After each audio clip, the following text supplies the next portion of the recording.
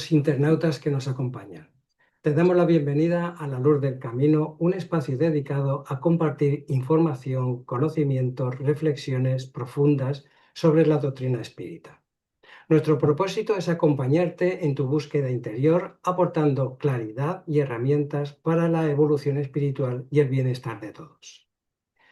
Que las reflexiones de hoy que no solo se iluminen tu entendimiento, sino que también siembren en ti la paz y la claridad que reconfortan el alma. Hoy tenemos el inmenso honor de volver a recibir a una figura excepcional que nos visita desde Argentina. Eres médico cirujano y psiquiatra con una profunda trayectoria que une la medicina del trabajo, los cuidados paliativos y la psicosocio-oncología. Lo que realmente distingue su labor es su mirada integradora del ser humano, enriquecida por su formación de psicoterapia humanista, transpersonal y psicoanalítica. Su vocación de servicio lo ha llevado a ejercer como director de salud mental de niñez y adolescencia en la provincia de La Rioja, Argentina.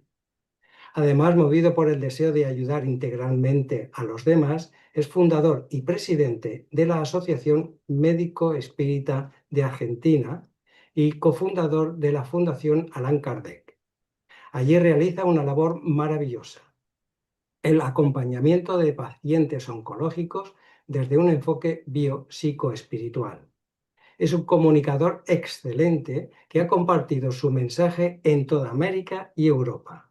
Hoy nos regala su tiempo para invitarnos a reflexionar sobre el tema profundo, sensible y transformador: Jesús, educación y felicidad. Sin más preámbulos, recibimos a nuestro invitado, doctor Sabino Antonio. ¿Qué Muy tal? buenas tardes y muy buenas noches a los que están en el viejo continente. Es una alegría y un honor volver a tener la oportunidad que nos da nuestro amigo Antonio Pina de expresarnos con algunas reflexiones en torno de una temática que nos parece realmente apasionante y de total vigencia en la actualidad. Y tratando de seguir el camino de los grandes maestros de todos los tiempos y de todas las latitudes de nuestro planeta, con nuestro título Jesús, Educación y Felicidad, vamos a comenzar por el medio, que es el término educación, ¿no? La palabra educación, etimológicamente, tiene una información que encierra una sabiduría muy interesante, no por todos conocida. El término educación proviene de dos vocablos latinos, educare y educere, que parecieran tener un sentido antagónico, pero en realidad vamos a intentar demostrar que verdaderamente representan una conceptualización complementaria en sus orígenes etimológicos. El vocablo latino educare quiere decir sostener, aplicar, ayudar, apoyar, desarrollar desde afuera. Sin embargo, el vocablo latino educere implica sacar, hacer nacer, hacer parir de la interioridad del sujeto algún contenido que el sujeto ya contiene en su intimidad. Y en ese sentido, la educación es un trabajo sumamente delicado, sumamente minucioso, detallado, que requiere de la mayor maestría para quien pueda implementarla de la manera correcta y de la manera adecuada. Quizás para encontrar las raíces de este último sentido del vocablo educere, debamos remontarnos a la época de Sócrates. Sócrates, que como bien saben ustedes, los espíritas, fue presentado por Kardec como precursor, junto con Platón, de la doctrina espírita y del cristianismo, tenía en la Grecia clásica una idea claramente reencarnacionista. Por eso ellos hablaban de la famosa frase, aprender es recordar. Quiere decir que el sujeto poseía en sí mismo un conocimiento, una serie de elementos que muy bien están establecidos en el mito de la caverna, que en realidad cuando venía a la vida física no hacía más que recuperarlos en el proceso de desarrollo de su existencia corporal.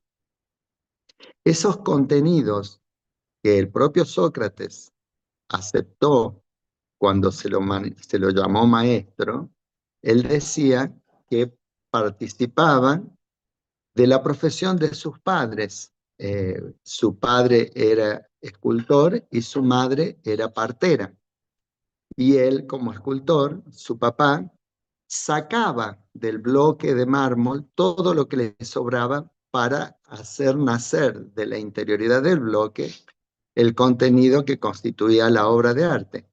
Y su madre, que era Penareta, su padre se llamaba Sofronisco, ayudaba a las mujeres a parir a través de su asistencia en aquella época, y él toma estos conceptos aprendidos por sus padres para aceptar su función de maestro.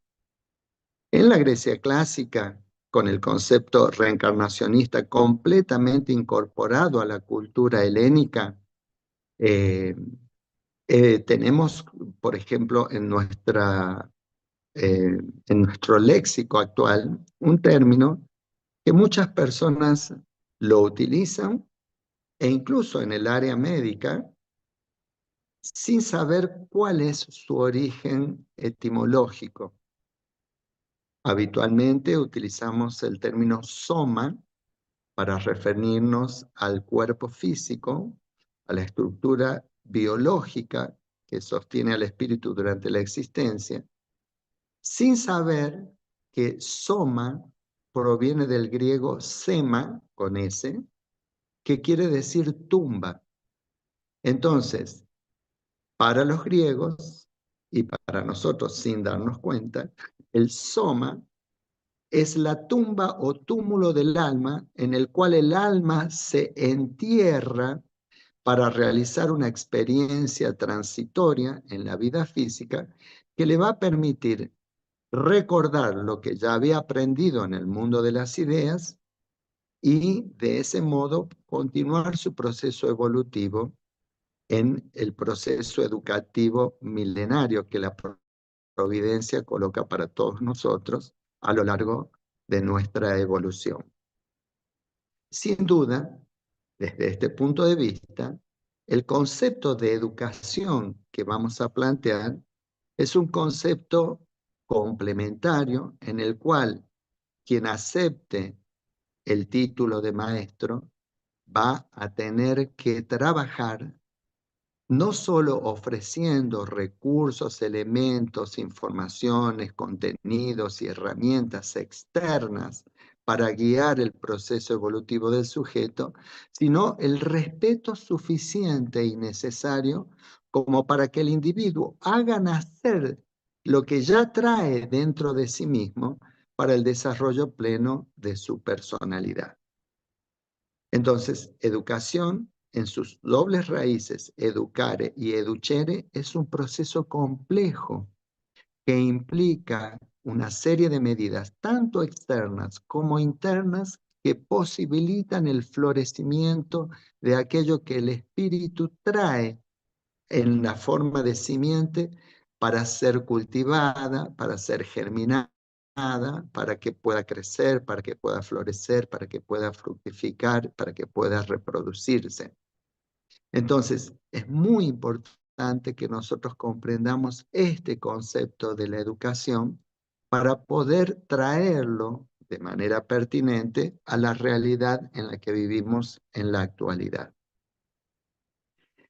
Desde antaño, después de la prácticamente implementación del llamado paradigma newtoniano cartesiano, en el cual en el campo filosófico el discurso del método de René Descartes y en el campo de la física, el Tratado de Física Matemática de Isaac Newton, plantearon una especie de base universal sobre la cual se fue produciendo la revolución industrial y, en términos sintéticos, la conquista de la naturaleza por parte del hombre a través de la utilización de la máquina.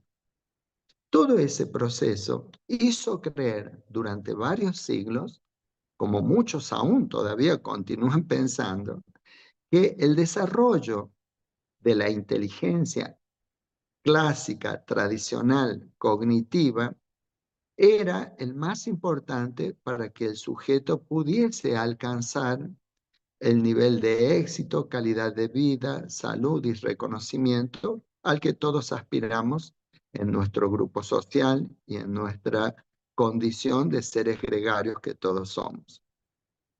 De esa forma, se privilegió casi de manera exclusiva toda una propuesta educativa que apuntaba principal y prioritariamente al desarrollo de las facultades cognitivas conocidas como inteligencia tradicional o inteligencia cognitiva, que apunta esencialmente al manejo, comprensión y desarrollo de las operaciones matemáticas a través de los números y de la lectoescritura, reconociendo que es realmente así, que son las dos vías absolutamente imprescindibles y necesarias para acceder a cualquier otro tipo de conocimiento en cualquier campo de la ciencia.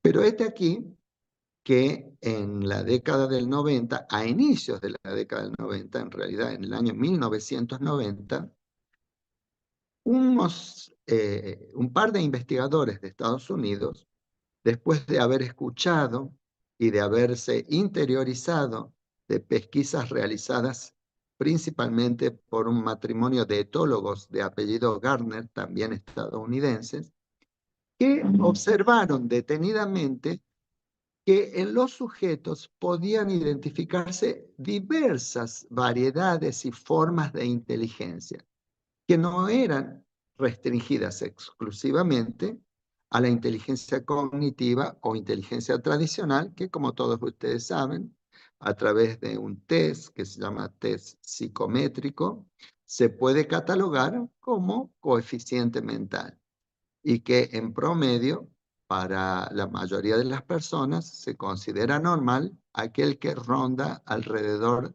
de 100 como número de coeficiente. Este matrimonio Gardner comenzó a observar que no solo había una inteligencia vinculada a los números y a la lectoescritura y a las operaciones matemáticas, sino que había una inteligencia corporal, por ejemplo, como la que demostró la famosa gimnasta rumana Nadia Comaneci, obteniendo por primera vez en Olimpiadas internacionales una calificación perfecta.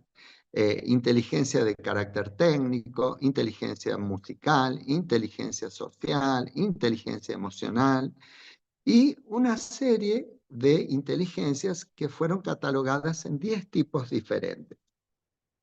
Conocidos estos campos de exploración, dos notables investigadores, John Mayer de Harvard y Peter Salovey de New Hampshire, en los Estados Unidos, decidieron hacer una investigación que permitiese evaluar estos distintos tipos de inteligencia para ver si efectivamente, como todo el mundo creía durante tantos años, siglos en realidad, la mayor inteligencia cognitiva era capaz de dar cuenta de la calidad de vida, el éxito en los sujetos.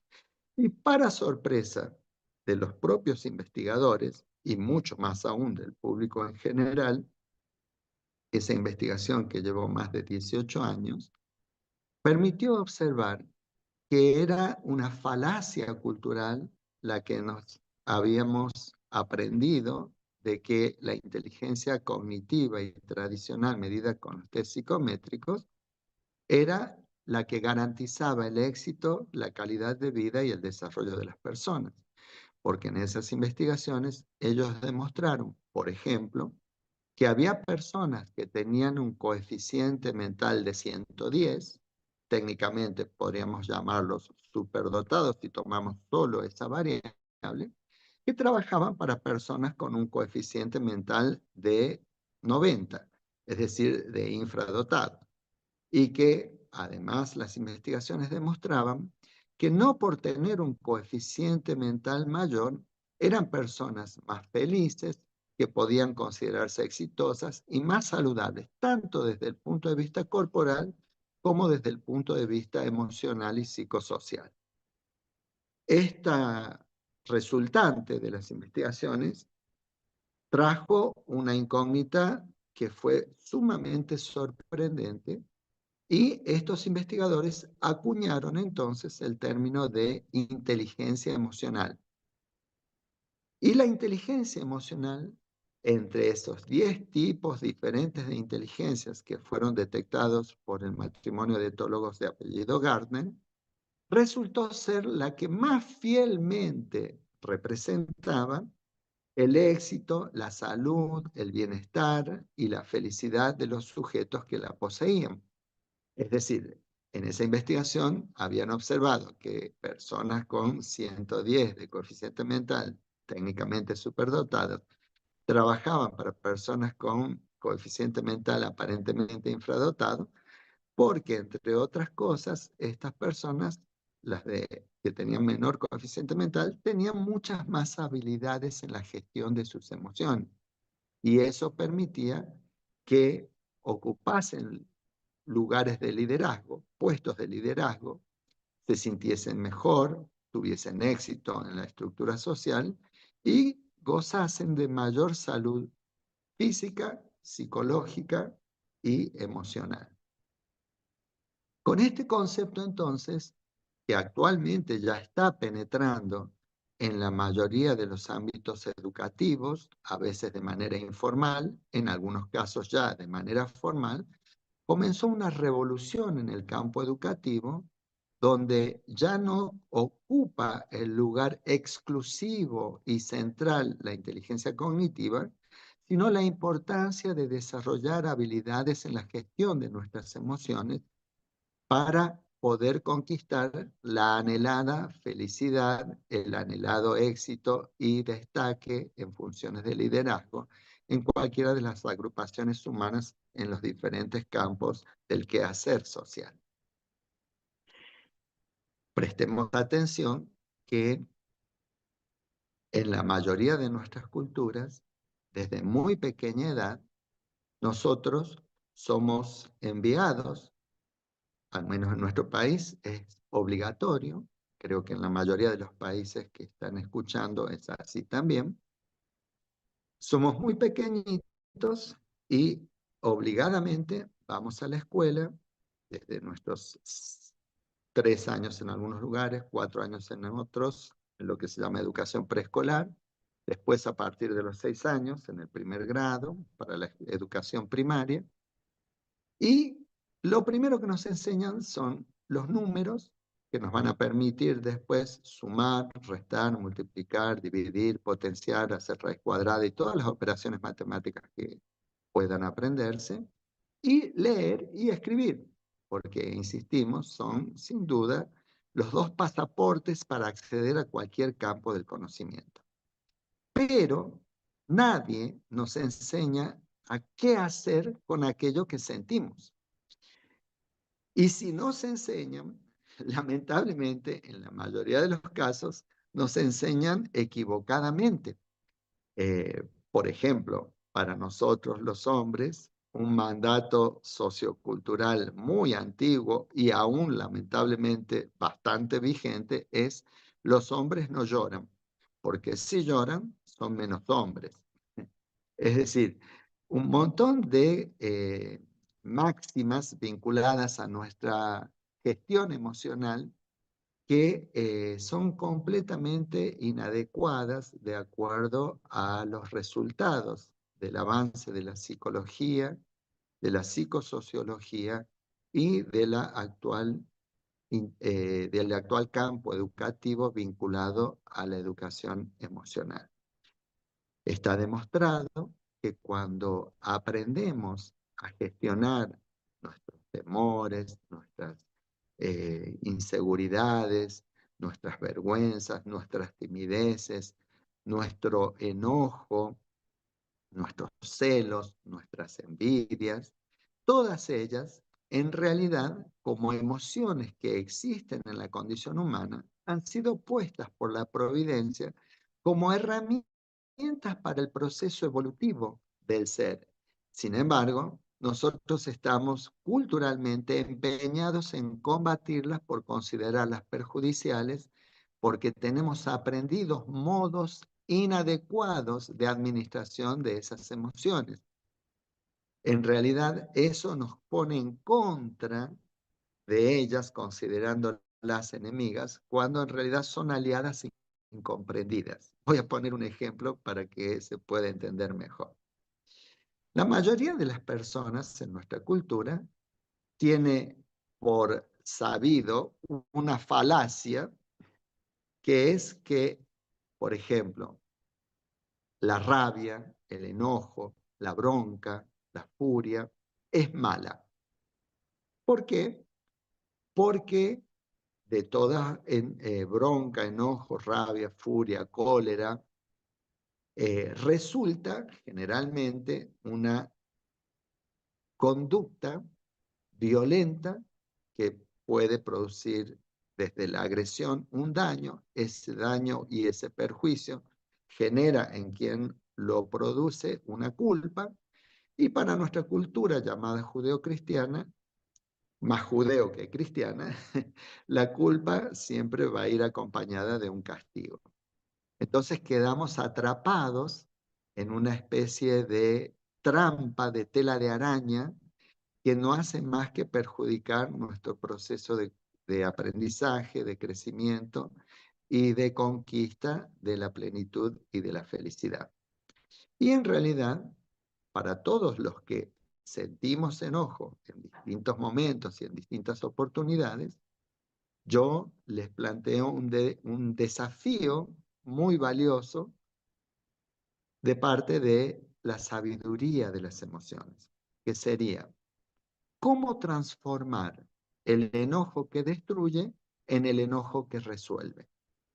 Es decir, el enojo, sin ninguna duda, conlleva un quantum energético de enorme intensidad. Por eso, con mucha justicia, solemos decir: fulano estaba tan enojado que entre tres no lo podíamos controlar. Mengana estaba tan furiosa que entre varias no podíamos sostenerla. Bueno, esa fuerza, esa energía tan característica de la emoción del enojo, en realidad, si nos remitimos a la conceptualización de la física, energía es definida como la capacidad para generar trabajo.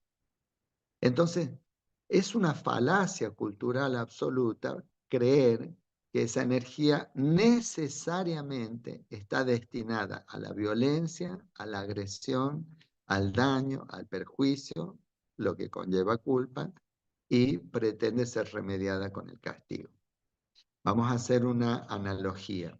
Si la energía del enojo pudiese ser comparada con una pala mecánica, no es la pala mecánica una herramienta mala.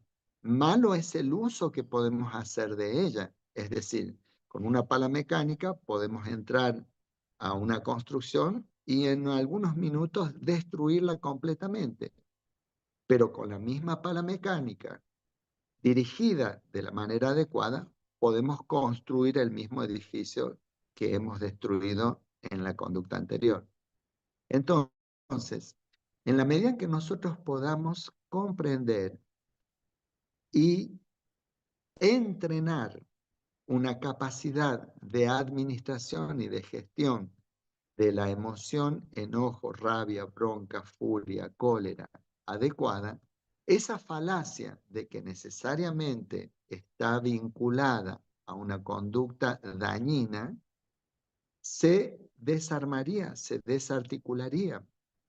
El enojo es una emoción que la providencia ha puesto en la condición humana para servirle de auxilio en la autoafirmación y en la resolución de problemas y de conflictos. Fíjense que si no tuviésemos la fuerza o la energía que nos da el enojo en determinadas situaciones, no podríamos resolver algunas dificultades o conflictos que aparecen en nuestro camino para ser superados. Entonces, ¿cómo hacer cuando estamos furiosos para no caer en esa trampa que culturalmente durante decenas y siglos, me atrevo a decir, nos ha tenido atrapados? Pues buscar un campo que permita la descarga energética del enojo, de la rabia, de la bronca, de la furia, sin que eso implique daño ni a terceros, ni a las cosas, ni a nosotros mismos. Por ejemplo, para los hombres privilegiamos, en la mayoría de los casos, si estamos furiosos, tomar, y tenemos la suerte de tener un jardín, tomar una pala, un pico, un rastrillo y asegurarnos con descargas somáticas intensas. Les aseguro que en media hora, 40 minutos o una hora, tendremos nuestro jardín en perfectas condiciones y habremos liberado de nosotros ese exceso de energía característico del enojo en su grado máximo, que no nos deja pensar, que no nos deja elaborar. También podríamos hacer lo mismo, por ejemplo, si tenemos un tronco, tomamos un hacha y nos dedicamos a hacer leña para los asados que acá en Argentina frecuentemente comemos los domingos. Es decir, no solo no estamos produciendo un daño ni a terceros, ni a nosotros, ni a las cosas, sino que estamos utilizando esa energía con un fin útil. Frecuentemente, muchas mujeres, por ejemplo, cuando están muy enojadas y furiosas, toman, como digo yo, el trapo de piso, que es un elemento mágico, porque por más que uno lo estruje con todas sus fuerzas, siempre puede sacarle una gotita más de, de sustancia. Y esto permite que haya una actividad de descarga, como también podríamos hacerlo con una vieja alfombra, colgándola en el patio y dándole con un bate de béisbol o con una madera que nos permitiría descargar todo ese exceso energético de una manera saludable. Puede ser violenta, pero no agresiva ni dañina para nada ni para nadie. Al contrario, nos va a permitir tener la alfombra completamente limpia en esa primera fase de abordaje del enojo, que sería la catarsis, para después seguir con el segundo paso, que sería la posibilidad de elaborar, de analizar por qué esa situación, esa circunstancia o esa experiencia nos generó semejante enojo. Así como hemos descrito de manera muy, pero muy sintética y superficial cómo podríamos hacer si educamos adecuadamente nuestra emoción en torno a la vivencia del enojo, existen caminos de abordaje y de elaboración para cada una de las mal llamadas emociones negativas o perjudiciales o malas. En realidad no existen emociones negativas, perjudiciales ni malas, aunque muchas de ellas tengan muy mala prensa. Lo que existen son modos negativos, pesimistas o malos de administrarlas o infructuosos de administrarlas. Entonces, el enojo, tanto el enojo como emoción, como la persona que lo siente, no es mala, no es negativa, ni es inferior, es simplemente humana. Repito, para cada una de las emociones, sobre todo las que tienen mala prensa, porque diría que en general la única emoción que tiene buena prensa es la alegría. De las emociones básicas, el miedo, el enojo, la tristeza y las secundarias, como la envidia, los celos y muchas otras, en realidad son muy combatidas porque se consideran perjudiciales y en realidad no son perjudiciales, son aliadas del proceso evolutivo del individuo, a condición de que el individuo aprenda a administrarlas de manera adecuada. Entonces, se abrió todo un mundo en el campo de la educación, que sería la educación emocional, que conlleva el desarrollo de este tipo de inteligencia que se ha demostrado es el más importante para medir la calidad de vida de una persona, la posición de éxito de esa persona y su ubicación de liderazgo en los grupos a los que pertenece.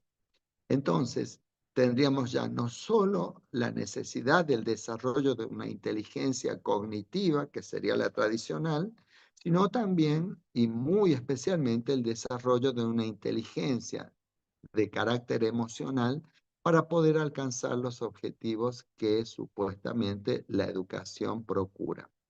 Y lo más novedoso en este campo, bueno, seguramente allá por España y en otros países conocen autores que han hecho bestsellers en relación a esta temática, como Inteligencia Emocional de Daniel Goleman, Inteligencia Emocional y Creatividad del mismo autor, la inteligencia emocional en la empresa, que se utiliza bastante en los CEO de los distintos emprendimientos empresariales, la inteligencia emocional en los niños, de Lawrence C. Shapiro, la sabiduría de las emociones, de Norberto Levi, un psiquiatra argentino brillante que muestra de manera teórica y práctica la sabiduría que las emociones se encierran a condición de que nosotros aprendamos a manejarlas.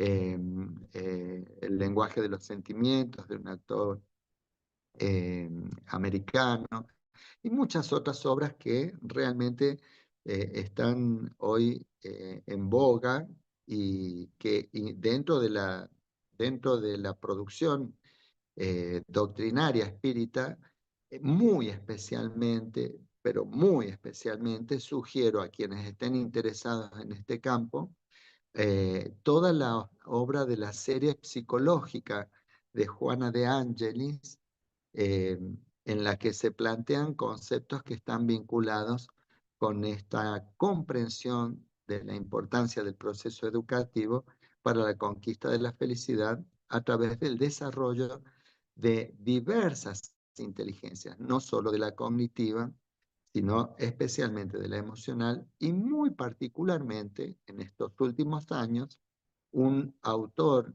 estadounidense de apellido Soar acaba de acuñar el concepto de inteligencia espiritual.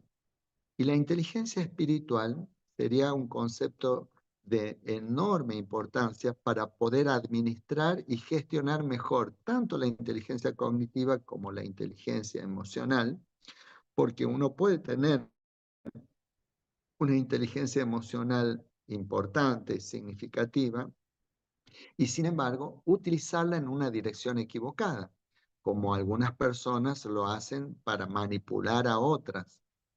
En cambio, la inteligencia espiritual planteada por Zohar tiene como objeto fundamental el desarrollo, el cultivo y la adquisición de valores, esos valores que no se pueden comprar en ningún lugar con dinero y por eso son los más caros, porque son los que se conquistan con la transformación moral y con la evolución del ser en el camino de su capacidad para aprender a amar y a desarrollar todas las virtudes.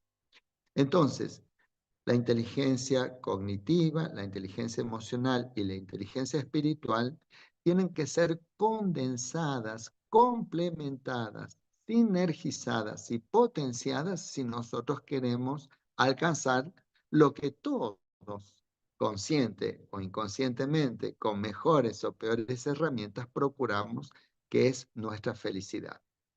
Fíjense qué interesante la frase que eh, Kardec desarrolla en la codificación cuando afirma, esto está en obras póstumas.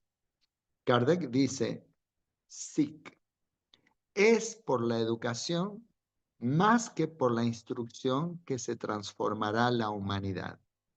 Fíjense este detalle. Esto ha sido escrito hace más de 150 años. O sea, todavía ni siquiera estaba desarrollado el test que permitía medir la inteligencia cognitiva tradicional. Es por la educación más que por la instrucción que se transformará la humanidad. ¿Qué es lo que nos quería decir el insigne codificador con esta frase? Justamente en esta frase, él está haciendo una distinción muy especial y significativa entre el desarrollo de la inteligencia cognitiva, que sería lo que propone la instrucción, que puede hacer que muchos hombres conquisten el carácter de erudición, pero si descuidamos el desarrollo de la capacidad para gestionar nuestras emociones y para conquistar nuestros valores de carácter moral, ético, espiritual, entonces será una inteligencia muy proficua en lo material y absolutamente estéril en cuanto a lo que produce en relación a la capacidad de conquistar el bienestar para el individuo y el beneficio para su sociedad.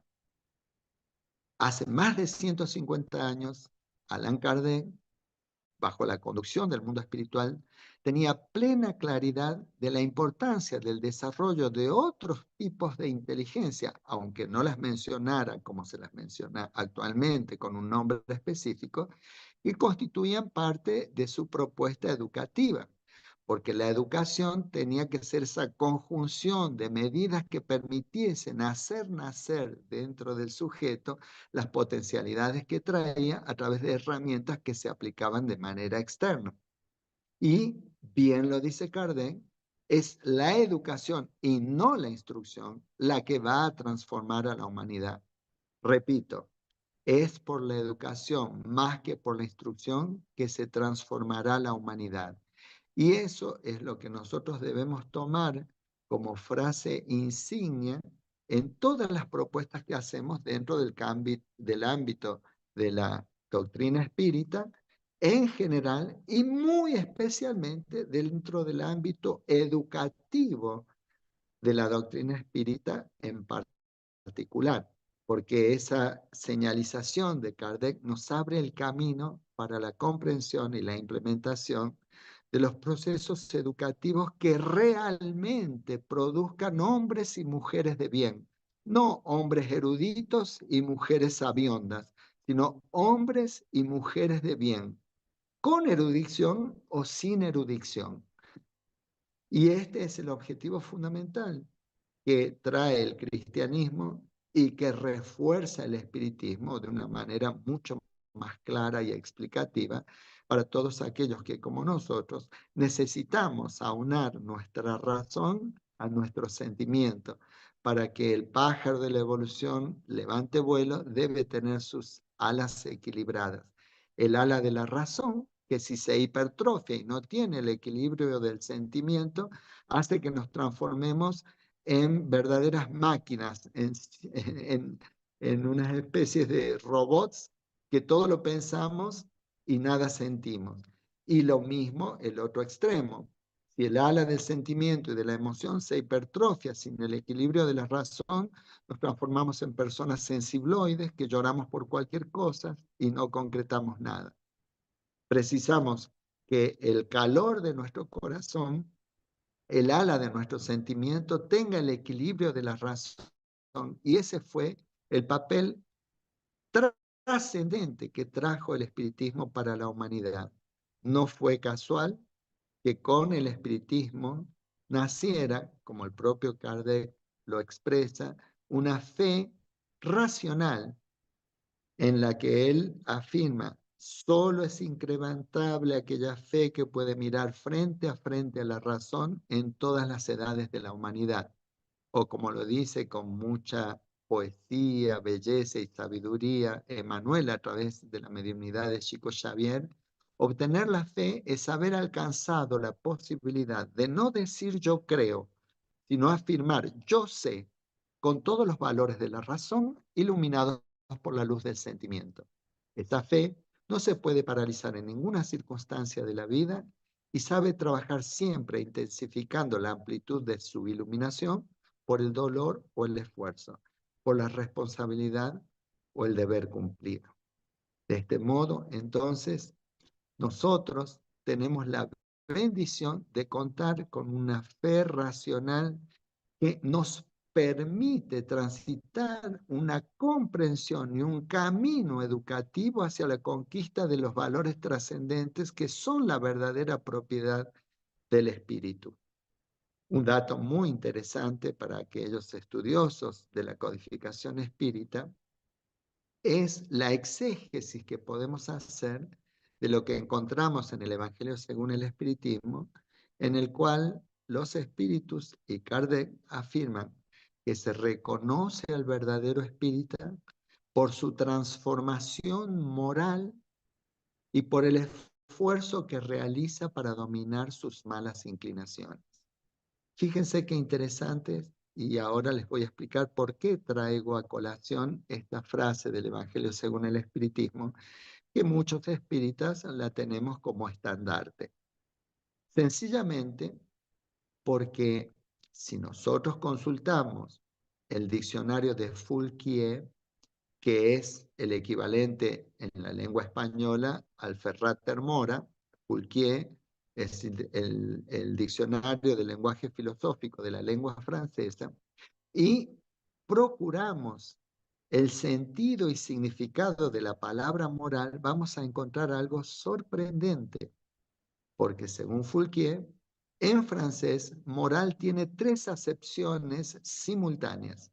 Moral quiere decir, en primer término, psicológico, en segundo término, ética y en tercer término, social. Entonces, en nuestros idiomas, en el español, en el portugués, el sentido original que tiene en el francés se perdió. Nosotros entendemos como moral solamente el sentido ético. Pero cuando Kardec lo escribió, el insigne codificador sabía perfectamente lo que estaba diciendo. Y cuando se refería a la transformación moral que todos procuramos, implicaba que debíamos tener una transformación psicológica que implicaba la mudanza de nuestros modos de gestionar lo que sentimos, o sea, la vida psicoemocional, porque eso nos iba a permitir la transformación ética, el sentido del bien y del mal, que se iba a consolidar en la transformación social, que no es otra cosa que el amor puesto en acción, que el ejercicio de la caridad. De modo tal entonces que la educación que propone el espiritismo es una educación que 150 años antes del desarrollo de los conceptos de inteligencia emocional y de inteligencia espiritual, ya nos estaba dando la clave, como continúa dándolas, o sea, este contenido, este concepto estaba dentro de la doctrina espírita, pero no dentro de los espíritas, porque no habíamos comprendido esta clave que Foulquier nos ilumina respecto del significado de la palabra moral en la lengua francesa, que repito, en la lengua española y en la lengua portuguesa se perdió, era el sentido psicológico. Entonces Kardec, mucho antes, y los espíritus, mucho antes de que se hablara de inteligencia emocional y de inteligencia espiritual, tenían una clara concepción de la importancia de la transformación moral en términos emocionales y de valores para poder conquistar esa felicidad que tanto anhelamos. Entonces, eh, yo hice referencia a este concepto de educación porque necesitamos educarnos no solo en el campo cognitivo, sino también en el campo de la gestión de nuestras emociones para poder alcanzar plenamente la conquista de los valores que son el pasaporte a la posibilidad de experimentar la felicidad que todos anhelamos, el bienestar que todos procuramos, la luminosidad de la plenitud que todos soñamos para nosotros, para nuestras familias, para nuestra sociedad, para nuestra cultura, para nuestro mundo. Entonces, la educación es el camino que nos va a llevar a la conquista de la felicidad. Muchas maneras ha habido a lo largo de la historia de la humanidad de intentar definir o conceptualizar lo que implica la felicidad. Algunos, como en la época de la Grecia clásica, se detuvieron en el concepto del hedonismo, es decir, donde la búsqueda de los placeres en la concepción de una existencia única era lo que confundía el placer con la felicidad. Otros, planteando la carencia de apetitos y de deseos, eh, han concebido a la felicidad como sinónima de la falta de necesidades, como una especie de ascetismo del cual hemos tenido muchísimos e importantes representantes en ese concepto. En nuestra opinión, sin pretender hacer un análisis de todas las diferentes corrientes que se han preocupado por este tema, nos parece que la manera más sencilla, más accesible, más eh, acorde a nuestra capacidad de comprensión y de experimentación, es la que le oí proferir a Divaldo en una de sus conferencias, en las que afirmaba que la felicidad es el estado interior que resulta de la conquista de una conciencia recta, de una conducta correcta y de un trabajo digno. Fíjense qué interesante, vamos a analizar un poquito esta conceptualización.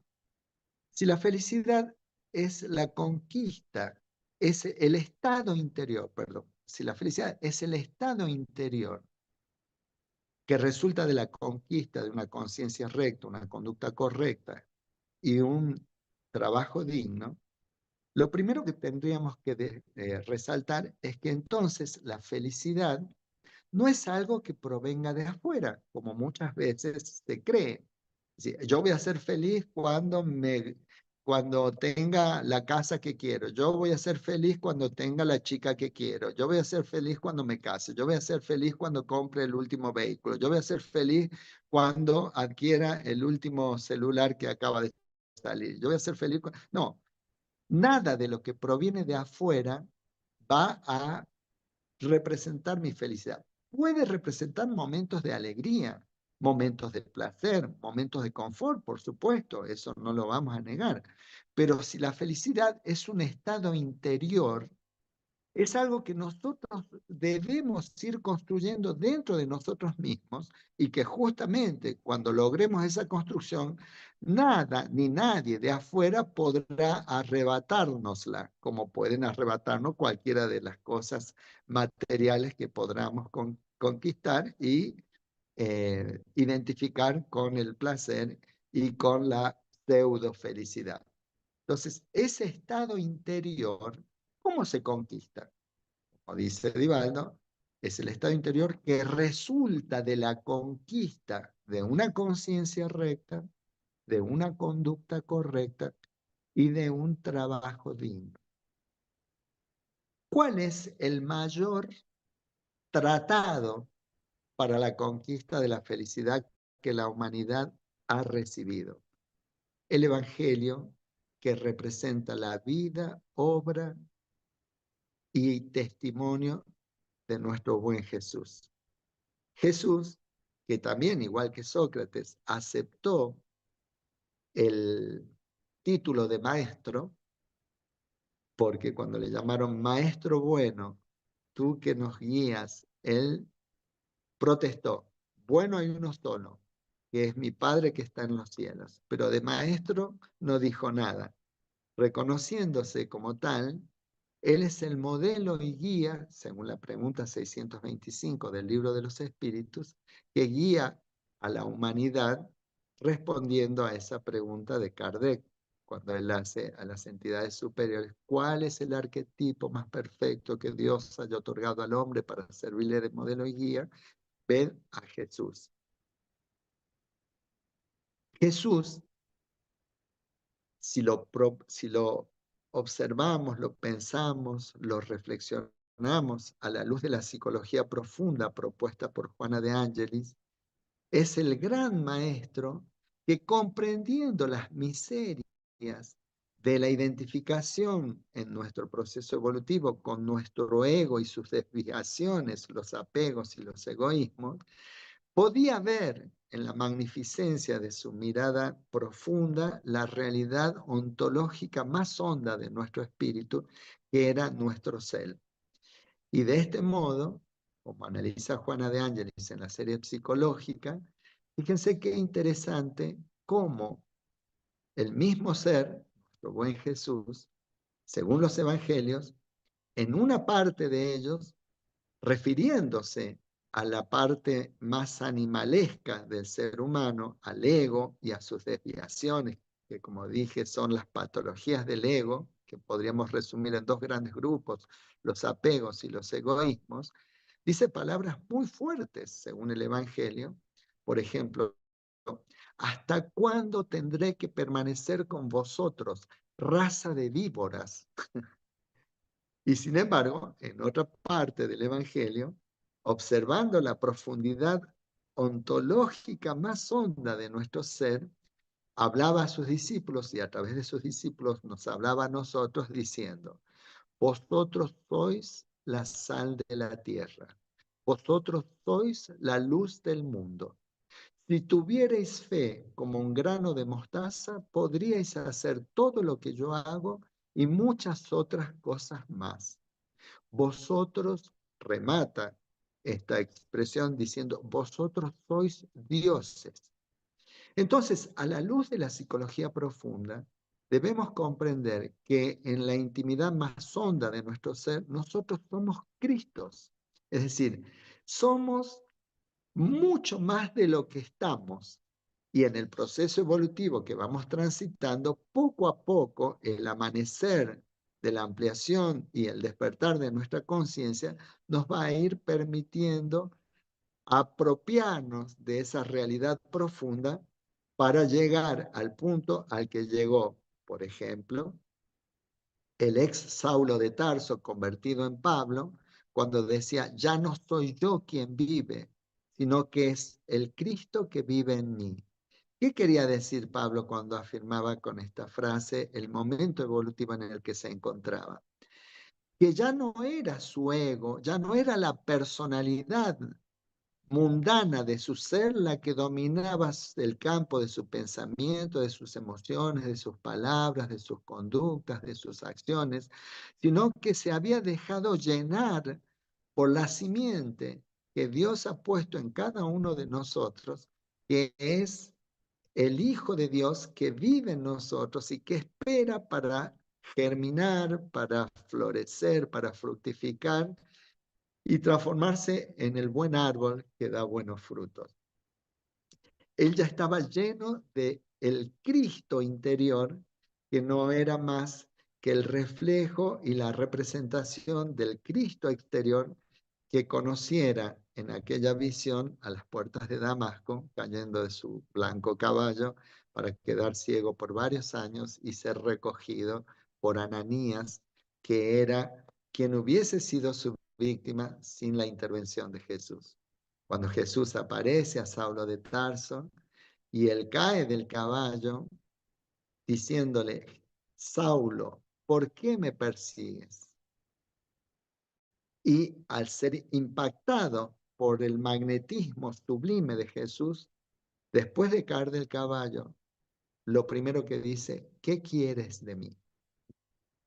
Entendiendo que perseguía la luz proyectado por sus propias sombras, pero la luz diluyó sus sombras para convertirlo de modo tan trascendente y tan radical que modificó su nombre para pasar de ser Saulo a ser Pablo, el famoso apóstol de los gentiles, el que llevara, por la educación que lo caracterizaba, el mensaje de Cristo a los más diversos pueblos fuera del ámbito de los hebreos o del pueblo judío.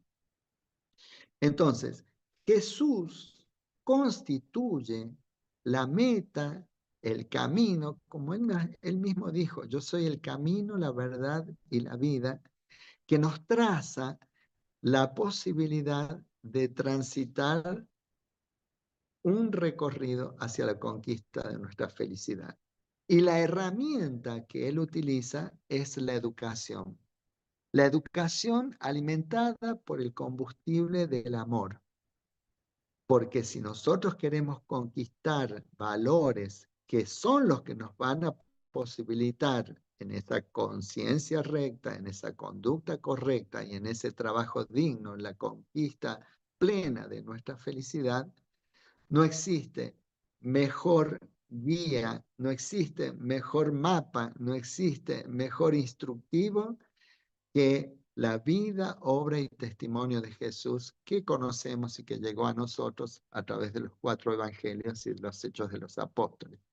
Aunque como bien destacan muchos historiadores, en el llamado Jesús histórico se han identificado 4 citas históricas que no están en los evangelios ni en los hechos de los apóstoles y que confirman la realidad histórica de Jesús como una entidad de carne y hueso que trajo la luz al mundo para la conquista y para la posibilidad de la esperanza de nuestra transformación, de nuestro crecimiento, de nuestra felicidad. Esas citas las encontramos en 2 partes de la obra de Flavio Josefo, que es el escritor de la historia del pueblo hebreo, en Plinio el Joven y en Tácito. Esas 4 referencias son reconocidas por los historiadores no cristianos, materialistas, como referencias que confirman la veracidad histórica de la presencia del buen Jesús. Entonces, ese estado interior que resulta de la conquista de la conciencia recta, la conducta correcta y el trabajo digno, es lo que anhelamos todos y podemos lograr. Es más, la muy buena noticia que nos da la doctrina espírita, yo siempre digo que es la más optimista de todas las propuestas que jamás la humanidad haya recibido, porque nos proporciona una fe racional que nos permite complementar y, como digo a veces de manera un poco graciosa, pero muy cierta, el espiritismo nos permite pensar con el corazón y sentir con la cabeza, de modo que nos permite potenciar todas las 2 grandes palancas evolutivas del ser y de la humanidad. Y el propio Jesús nos dice y nos confirma el espiritismo como más optimista de todas las doctrinas, porque mató a la muerte.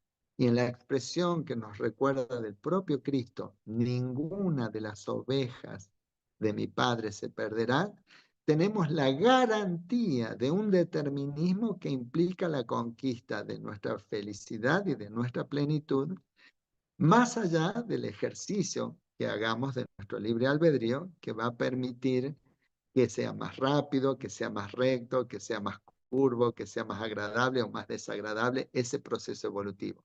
Pero como Jesús afirma, ninguna de las ovejas de mi Padre se perderá. Es una de las más optimistas noticias que podamos difundir desde la doctrina espírita, porque, entre comillas, estamos todos fatalmente condenados a ser felices. Pensemos, en la condición de hijos de Dios, ¿hay algo de bueno, de sublime, de noble que no merezcamos como hijos de la divinidad, como hijos de nuestro Padre? Perfecto. Todos coincidimos en que merecemos lo mejor. Para ello, tenemos que hacer el mejor uso de nuestro libre albedrío y por medio de la educación de nuestras emociones, de nuestros valores, la conquista de nuestra humildad y del ejercicio de nuestra caridad, podremos acceder a la plenitud de la felicidad. Dice Kardec, con una profundidad muy sabia, que todos los sufrimientos de la condición humana resultan esencial y primariamente del orgullo y su hijo directo, el egoísmo. Y por lo tanto, todo camino de liberación del sufrimiento y de avance en la conquista de nuestra plenitud, trascendencia y felicidad, consiste en la conquista de la humildad y su hija directa, el orgullo, la caridad. Entonces, humildad y caridad son el antídoto al orgullo y el egoísmo. Y son los ángeles que tomándonos de las manos nos van a llevar en el proceso educativo de nuestras almas, no solo de nuestra mente, de nuestro psiquismo y de nuestras emociones, sino de nuestras almas para poder alcanzar ese objetivo para el cual todos fuimos creados. Pero en su sabiduría la providencia nos invita a hacer ejercicio de nuestro libre albedrío para que ese proceso sea mérito nuestro y no una dádiva gratuita de la entidad superior. Esto es lo que a mí me parecía una reflexión valiosa, útil, significativa en torno a la temática Jesús, educación y felicidad. Porque Jesús es el pasaporte, es la meta, es el objetivo. La educación es el instrumento, pero no la educación de la inteligencia clásica solamente, sino la educación de la inteligencia emocional y el desarrollo principalmente de la llamada inteligencia espiritual, porque lo que va a pesar definitivamente en la balanza de nuestros aciertos y errores son justamente los actos de bien. Jesús planteaba, si me amáis, guardad mis mandamientos. Y yo rogaré al Padre y Él os enviará otro consolador, el Paráclito o Espíritu de verdad, que les recordará todo lo que yo les enseñé y les enseñará muchas otras cosas más, como encontramos en el Evangelio de Juan en el capítulo 14, en los versículos 14, 16 y siguientes. Entonces, tenemos, gracias a Jesús y gracias a la doctrina espírita, un manual de instrucciones que si lo seguimos de manera adecuada nos va a permitir alcanzar lo que todos anhelamos, nuestra plenitud y nuestra felicidad por medio de la educación de nuestras almas. Muchísimas gracias por su atención. Pues muchísimas gracias a ti por recordarnos también de lo que es en realidad la instrucción y, y lo que es la educación. Yo creo que estamos llegando a un momento ahora también de que se está poniendo difícil en la educación, porque también yo creo que ahora se confunde mucho con la instrucción, porque parece que ahora los colegios tienen que estar educando e instruyendo, por lo menos por esta zona de aquí, y se pierde ese concepto que realmente has hablado de la realidad de lo que es la educación, ¿no? Entonces me ha parecido un valor bastante muy positivo para que recordemos que la educación es diferente a la instrucción. Entonces, una de las preguntas, de momento, como no hay ninguna, has hablado de la inteligencia emocional.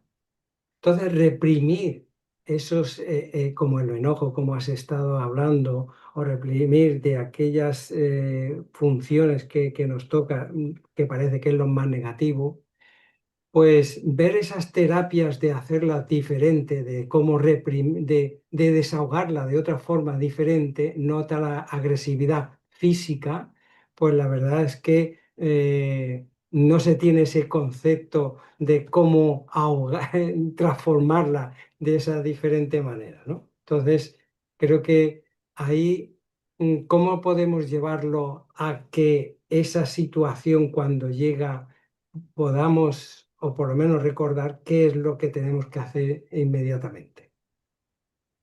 Hay un concepto, una analogía, diría yo, que me parece muy valiosa porque es muy didáctica. Yo suelo decir que las emociones son como el agua. Si el agua fluye, mientras fluye, se mantiene límpida, de buen color, de buen olor, de buen sabor, y es indudablemente fuente de salud y de vida. Ahora, si por alguna razón el agua deja de fluir y se estanca, no importa cuál sea el motivo por el que se estanque, pero si se estanca, al poco tiempo comienza a adquirir mal olor, mal color, mal sabor, se pone turbia, se hace fuente de miasmas y puede ser la causa de enfermedad y llevada al extremo de muerte. Bueno, salvando las distancias, es muy parecido lo que ocurre con nuestras emociones.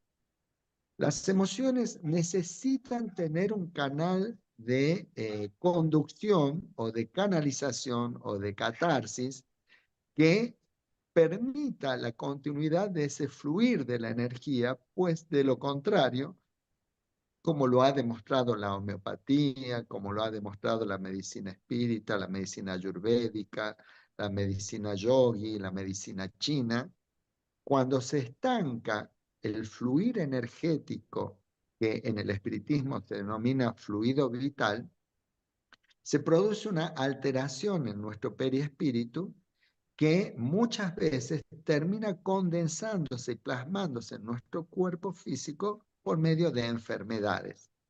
Entonces, esta fisiología, este psicodinamismo de la comprensión de nuestras emociones es sumamente valioso, no solo para el bienestar del sujeto, sino para la prevención de muchísimas patologías que resultan de los estancamientos, las fijaciones y las obstrucciones en el fluir de la energía vital o del fluido vital, como llama tanto la homeopatía como el espiritismo. Para cada tipo de emoción, como dije antes, existe una posible vía de canalización que siempre tenemos que intentar sea una vía no perjudicial, no dañina.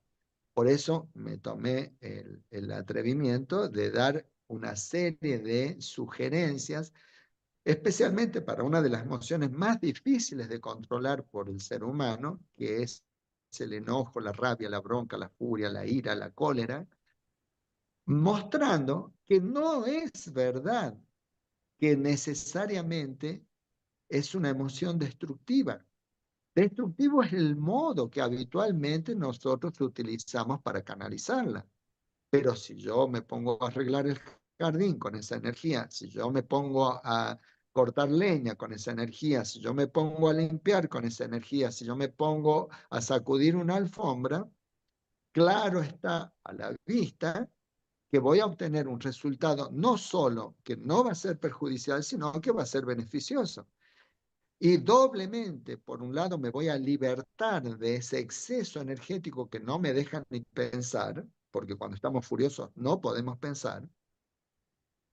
Vamos a salir de ese estado de ceguera intelectual al que nos sumerge un estado de ira, de furia, de cólera, pero sin haber dañado a nada ni a nadie, nadie externo a nosotros ni a nosotros mismos, sino produciendo un resultado satisfactorio en la buena utilización de esa energía, como sería el arreglo del jardín, la obtención de la leña, la limpieza de una casa o de una alfombra. No sé si me explico. Para cualquiera de las emociones, si estamos dispuestos a estudiarnos, a estudiarlas y a experimentarlo, vamos a descubrir vías de canalización que van a ser profundamente terapéuticas y van a ser profundamente preventivas, porque el desafío es encontrar la manera de canalizar esa energía de forma tal que no sea perjudicial ni para terceros, ni para nosotros, ni para las cosas, y muy por el contrario, sea beneficiosa para aquellos que podamos aplicarla e implementarla. Por eso, repito el desafío para el caso particular del enojo. ¿Cuál es el desafío para todos los que nos enojamos? cómo transformar el enojo que destruye en el enojo que resuelve. Porque, insisto, el enojo es una emoción que, bien administrada, permite resolver un montón de dificultades, problemas, obstáculos, que si no estuviésemos enojados, no contaríamos con la energía necesaria y suficiente para resolver ese problema. Entonces es imprescindible desarrollar habilidades, capacidades en nuestra gestión emocional para que logremos tanto la catarsis, que sería la liberación o el fluir de esa emoción para que no se eche a perder, como la elaboración, que es la educación o autoeducación de nuestra gestión emocional. Muy bien. Tenemos una pregunta que nos dice, la sensación de hablar de Jesús, perdón, hola, ¿cómo romper la sensación de hablar de Jesús sin que se sienta vergüenza de hablar de él?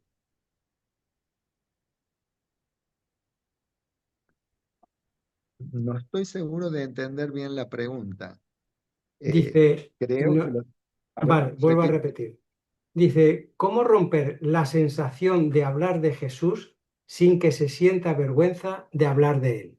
Es decir, ahora hablar de Jesús es como si no existiera, de alguna manera. Entonces, yo Bueno, creo que se debe de hablar de él también. claro, me parece que si uno siente vergüenza de hablar de Jesús, es porque aún no ha logrado interiorizar en su vida, en su conducta, en su pensamiento, en su sentimiento, en su cotidianeidad, la fortaleza y la fuerza de su mensaje. Si nosotros pudiésemos incorporar como ejemplo en nuestras vidas la mayoría de los preceptos por él presentados para la humanidad, entonces creo que de ningún modo afloraría en nuestra interioridad la emoción de la vergüenza, sino todo lo contrario, la emoción de la dignidad, la emoción de sentirse parte de un mensaje que nos trasciende, la emoción de sentirnos modestos pero dignos obreros de la viña, trabajadores de la última hora. Es decir, eh, eh, probablemente la trampa en este planteo esté justamente en el término hablar, Claro. porque hablar hablamos mucho. Yo diría que en la medida en que aquello que hablamos pueda ser respaldado por nuestra conducta, por nuestros actos, por nuestros pensamientos, por nuestros sentimientos, por nuestros hábitos, por nuestra vida en general, eh, muy probablemente, lejos de sentir vergüenza, sintamos una fuerza que resulte persuasiva, conmovedora para todas las otras personas. Porque no existe persona en este planeta que no se conmueva frente a un acto de amor, a un acto de genuino, de cariño, de verdad, de respeto. Entonces nos cabe el desafío de cultivar en nosotros mismos esa certeza interior, para lo cual la doctrina espírita nos permite, por decir de algún modo, eh, mostrar un Jesús actualizado, un Jesús a la luz de la psicología profunda, con una sabiduría enorme que ninguna disciplina contemporánea ha podido alcanzar. Y de esa forma poder pararnos de una manera completamente diferente a la que está planteando la persona que hizo la pregunta. No sé Ujú. si estoy respondiendo. Muy bien. Hay otra pregunta que nos dice, Juana de Ángeles nos dice que en el estado de rabia o cólera perjudica el hígado. ¿Eso es así? Sí, es así, pero digamos, a ver, eh, la cólera, la rabia perjudica al hígado en la medida en que no se gestione adecuadamente. Miren, en ese sentido, fíjense que uno de los maestros naturales más sabios en torno a esta y a otras emociones son los niños, sobre todo los niños que todavía no han recibido la educación escolar tradicional. Observemos, un niño que entra en un estado de enojo, de cólera, por la situación que fuere, habitualmente llora, grita, patalea, se tira al piso, y si nosotros, digamos, no lo reprimimos de manera inadecuada, lo más probable es que esa descarga energética que requiere la fase catártica de su enojo no dure más de 5 o 10 minutos. Y justamente una vez que él se desprende de esa emoción, inmediatamente vuelve a jugar, vuelve a reír, es decir, eh, el peligro y el efecto nocivo de la emoción está en la permanencia de la emoción en el sujeto. Si el sujeto la deja fluir, no produce el efecto perjudicial. Al contrario, produce un efecto como de reactivación adrenérgica que vitaliza todo el cuerpo.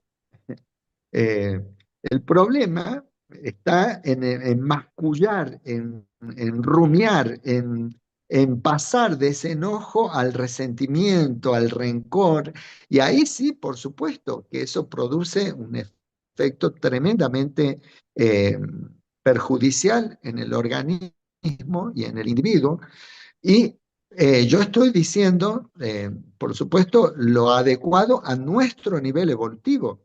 Es decir, cuando seamos espíritus puros, no vamos a sentir enojo porque no va a haber cosa que nos enoje en nuestra sabiduría, en nuestra superioridad moral, en nuestro proceso evolutivo ya acabado, por decirlo de algún modo, no va a existir ese tipo de emociones.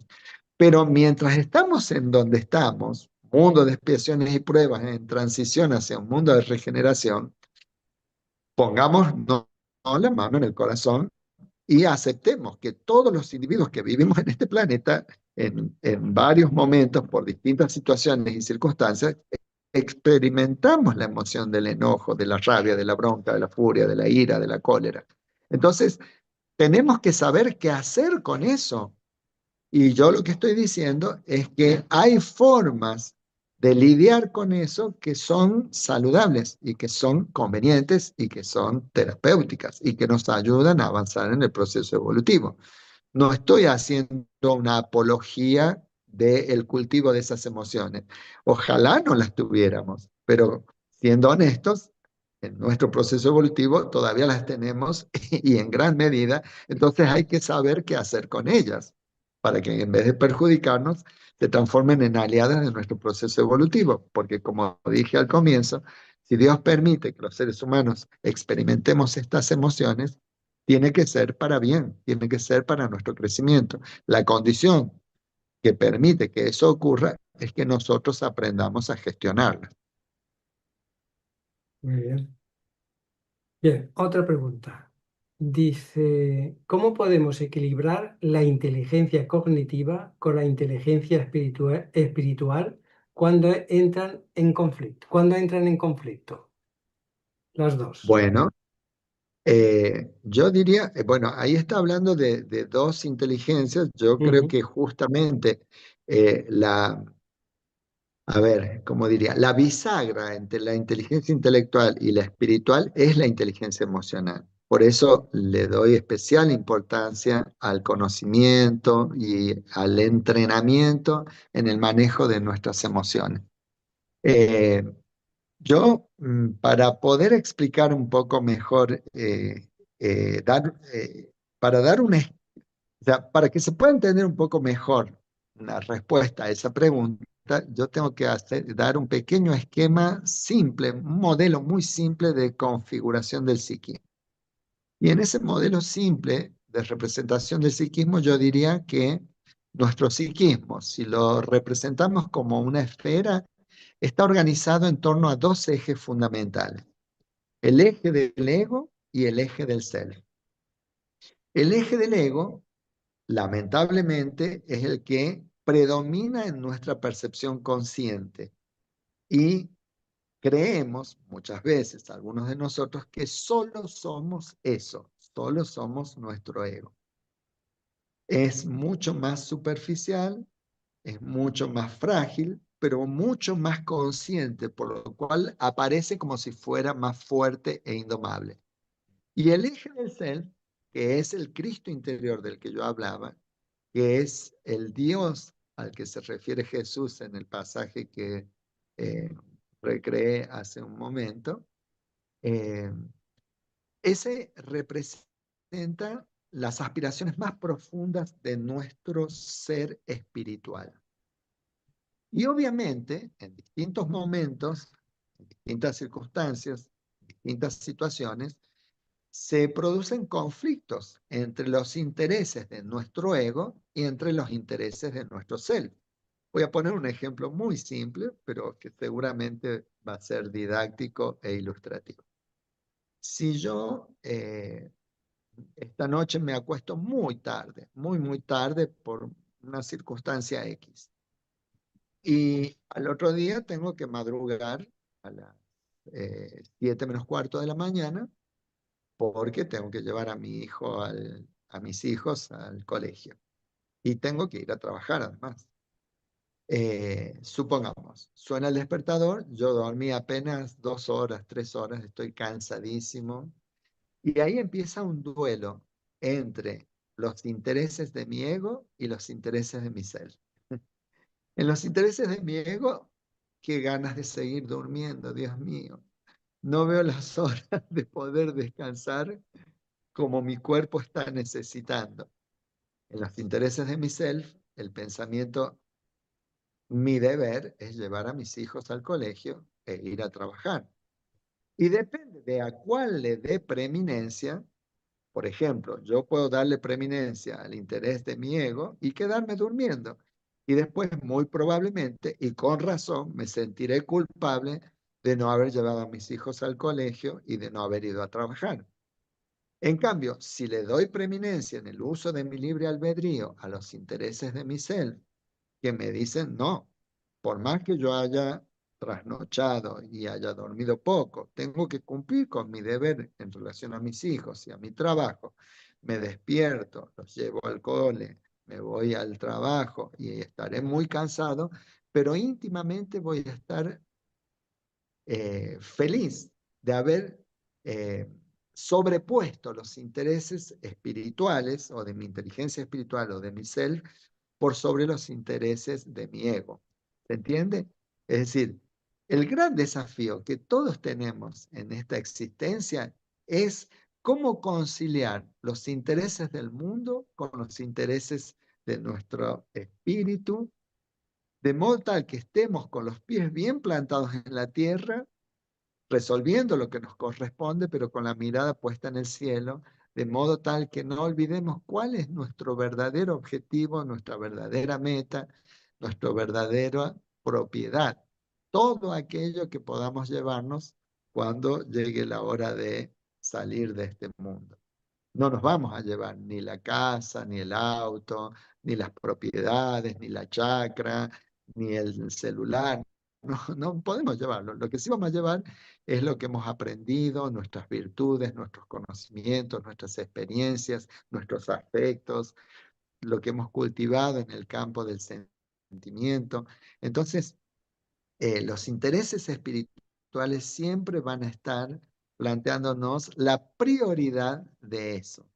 Y nuestros intereses materiales, la necesidad que tenemos de estar en el mundo como parte de nuestro proceso evolutivo. Yo no sé si se entiende lo que expliqué para poder discernir el conflicto que muchas veces, repetidamente, vivimos en torno a los intereses del mundo, a los intereses de Dios. Dad al César lo que es del César y a Dios lo que es de Dios. Muy bien. De momento, pues no hay ninguna pregunta más. Yo solamente pues quiero decir una nada más. En realidad, la felicidad, ¿qué es? ¿Solo valores morales o es algo interior que el ser debe entender para ser feliz, conformarse con todo lo que vive?